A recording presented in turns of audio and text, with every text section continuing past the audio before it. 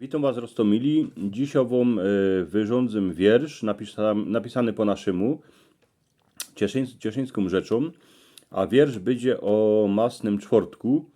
Masny czwartek już był, jadło się krepliki, ale dziś se kapkę wspomnimy, jako to wszystko było, a i hańdowni na dziedzinie.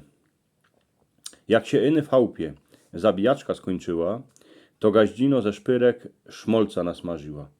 Łyżką go do bącloków potem nakidała, wyrszczkiem przykryła, do szpajski schowała.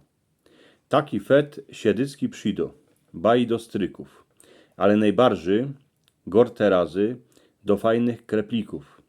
Bydzie i gaździno w brutwa niej smażyła, cały bąclok szmolca rano do niej wraziła.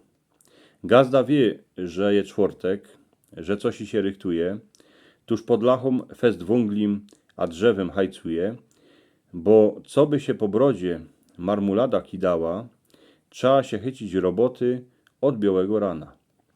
Szumnie się z kumina nad chałupą fachluje. Z krystego się gaździńce, serce fest raduje. Mułkę, wodę, wajca w misce wymieszała, ku tymu kapkę cukru, a gorzołki dała.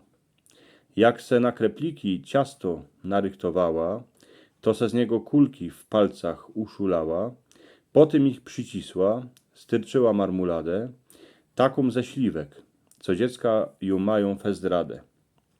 Na koniec ich zawrziła, jeszcze pokulała, a do wrzawego szmolca pomału wciepowała, uż się krepliki w brutwanii skwarzą, na isto się jako dycki gaździńce podarzą. Jak iny ochudły, uż po nich wszyscy sięgają. Nic nie wyrządzają, iny gębami mlaskają, brody mają masne, palce od marmulady, nie trzeba żadnemu bombonów ani czekolady. W masny czwartek kreplikami się każdy futruje. Wiela ich gdo wcis, uż żaden nie rachuje. Gaździno się temu dziwo, serce się jej raduje, bo każdy dziś w chałupie se gębę oblizuje.